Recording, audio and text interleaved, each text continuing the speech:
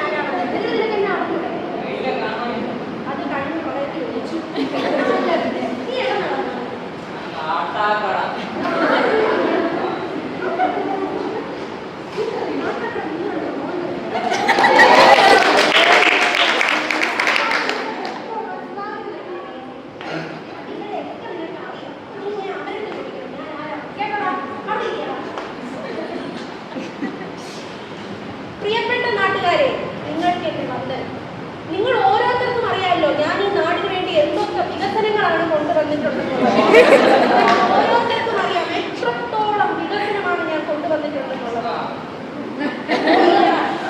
പറയാൻ പോലും പറ്റാത്തത്ര വികസനമാണ് ഞാൻ കൊണ്ടുവന്നിട്ടുള്ളത്. സത്യം പറഞ്ഞാൽ എനിക്ക് ഓർത്തെടുക്കാൻ പറ്റുന്നില്ല, അത്രത്തോളം വികസനമാണ് ഞാൻ കൊണ്ടുവന്നിട്ടുള്ളത്. ആ സുധാകരന്റെ വീട് കൊണ്ട് ഇവിടെ രമണീയുടെ വീട് വരെയുള്ള കംപ്ലീറ്റ് ഏരിയ ഞാൻ താറിട്ട് വൃത്തിയാക്കിയില്ലേ?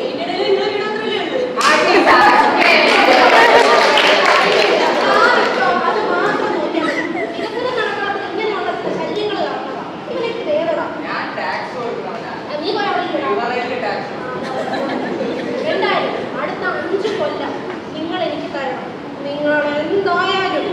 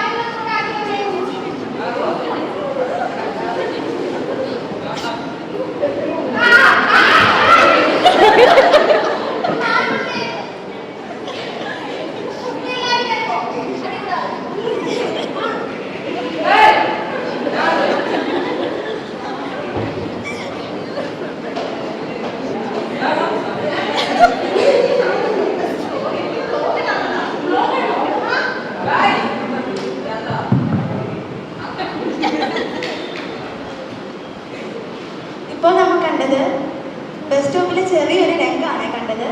ഞങ്ങൾ വലിയ പ്രാക്ടീസ് ഇല്ലാതെയാണ് ചെയ്തത്, പെർഫെക്റ്റ് ആണെന്നറിയില്ല.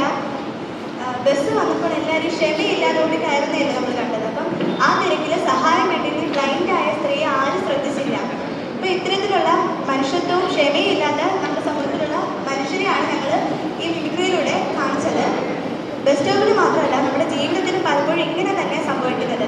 മുന്നോട്ട് പോകുന്ന തിരക്കിൽ ക്ഷമയോ മനുഷ്യത്വമോ ഒക്കെ എല്ലാവരും മറക്കാറുണ്ട്. അതുകൊണ്ട് ഓർക്കണം, നമ്മൾ ക്ഷമ എന്നത് ജീവിതത്തിൽ അത്യാവശ്യമായൊരു ഗുണമാണ്. ക്ഷമ ഉണ്ടെങ്കിൽ മാത്രമേ നമുക്ക് നല്ല മനുഷ്യരായിട്ട് ജീവിക്കാനായിട്ട് സാധിക്കുകയുള്ളൂ.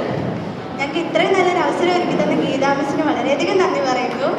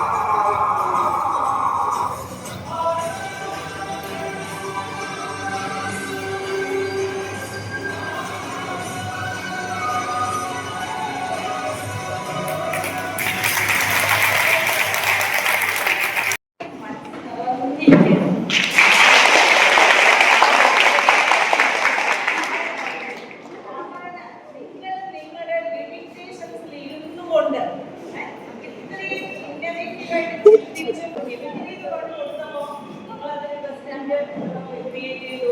വേറെ എന്തൊരു ഐഡിയ പറഞ്ഞു, പക്ഷെ ഞാൻ അതിനോട് അത്ര യോജിച്ചില്ല. പക്ഷെ ഈ ഒരു ഐഡിയ കൊണ്ടുവരി അത് ഭംഗിയായിട്ട് ചെയ്യുകയും ചെയ്ത ആദ്യത്തെ ഗ്രൂപ്പിന്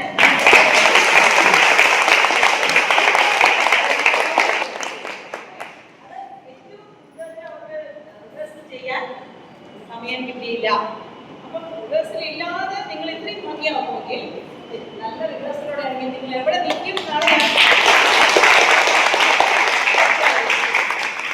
ആണെങ്കിലും വളരെ പഴയതാണ് സംഭവം എങ്കിലും അതിന്റെ റീക്രിയേറ്റ് ചെയ്ത രീതിയും അല്ലേ അത് ഇന്നത്തെ സമൂഹത്തോട് ചേർത്ത് നിങ്ങൾ കാണിക്കുകയും കൂടെ ചെയ്തപ്പോ സത്യം പറഞ്ഞാൽ മനസ്സും കണ്ണും ഒക്കെ നിറഞ്ഞു.